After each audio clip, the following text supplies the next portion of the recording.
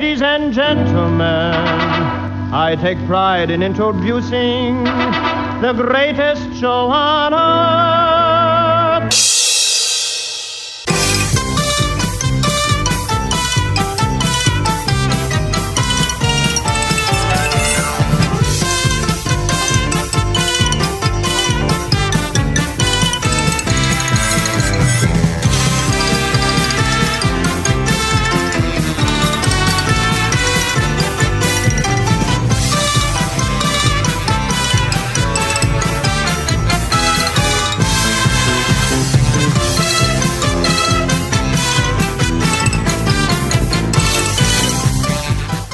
Welcome to the Uncle Floyd Podcast. My name is Scott Gordon.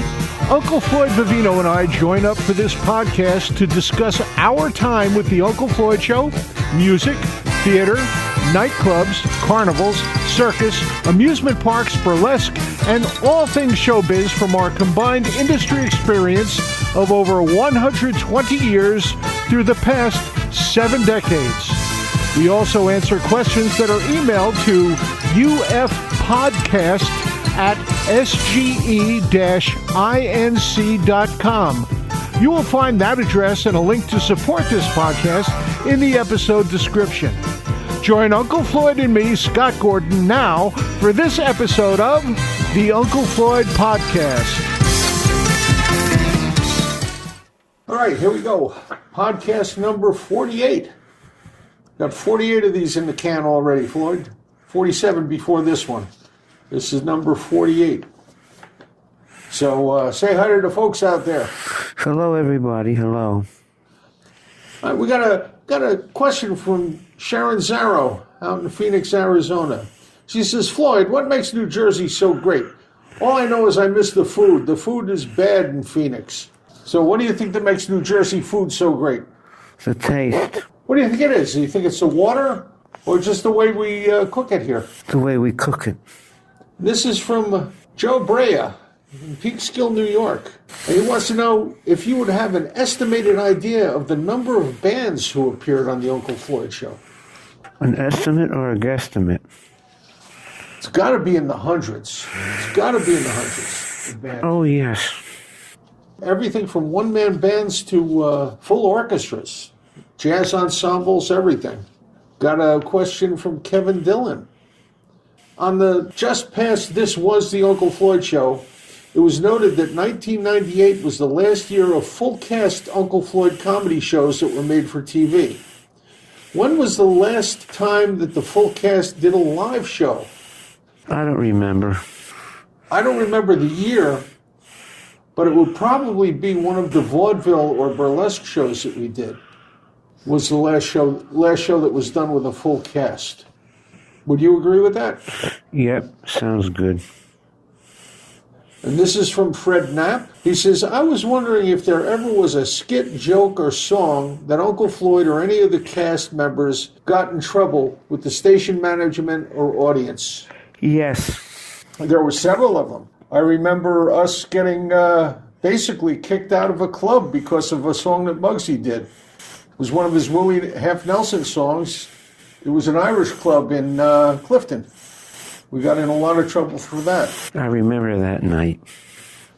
Also, I remember you and I doing a puppet thing where we had 2 clown puppets, with one saying, you said that, and the other one saying, no, I didn't, and then, yes, you did, and then, no, I didn't, and then, yes, you did, and the camera zoomed out, and it said, governor's debate. And it was an election year, and that was objected to by the people at New Jersey Network. You remember that one? Yes. And there was another one that Muggsy did that was a sketch, a band he put together for New Jersey Network that had religious joke overtones, and that was objected to, and that never aired. I've got a question from John and Mary Gregg of Spring Lake Heights, New Jersey. Is it true that you spent some childhood time in Point Pleasant Beach and Island Heights? How old were you, and what were the memories you had of those places? Point Pleasant Beach, I still go to. How old were you when you lived down that area? 1955. So you were quite young at that time. You were about 3-4 years old. Yes, Scott. And do you have any specific memories of that time down there? Going under the boardwalk and looking for coins. A couple of things from Susie Tannenbaum here. Way back in 1986, a guy named Freddie Spaghetti interviewed you on the NJN set for a show called Playback. During the interview, you said that if you ever wrote a book, it would be called Where's Oogie? And that's because every time you met someone, the first question they would ask you is, where's Oogie? We know you're planning on writing a book and finishing it up. Have you thought about what the title might be? Where's Oogie? When was the first time you had Oogie on a show with you? 1976, maybe earlier. Because I think we have in the files a clip of a show from Cablevision on Fur Court in 1974 where you used Oogie with the kids in the audience. Okay, I'll give you that. They were laughing hysterically at him, if I remember correctly. Yeah, they laughed at him. Okay, so that's going to do it for podcast number 48. And just remember, if you'd like to get a question to us for Floyd and me to answer for you, all you have to do is email it to ufpodcast@sge-inc.com. That's ufpodcast@sge-inc.com. And if you'd like to be with us when we run some old TV shows, it's called This Was the Uncle Floyd Show. It's every Tuesday night at 8. We have a date. And to get to that, you just go to theunclefloydshow.tv. That's written as one word, no spaces.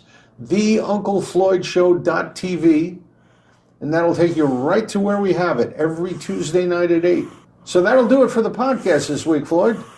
Say goodnight to the folks. Good night, folks, and thanks again for being loyal to this show. Without you, there's nothing at all.